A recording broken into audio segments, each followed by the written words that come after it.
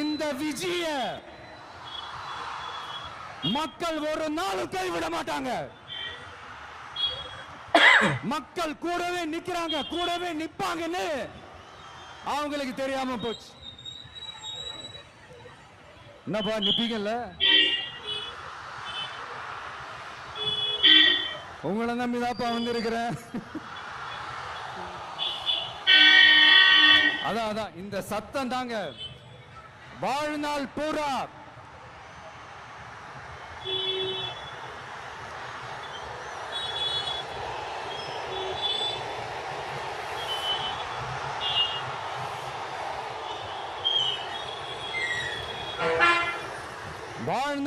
உங்களுக்கு நன்றியோடவே இருப்பேன்.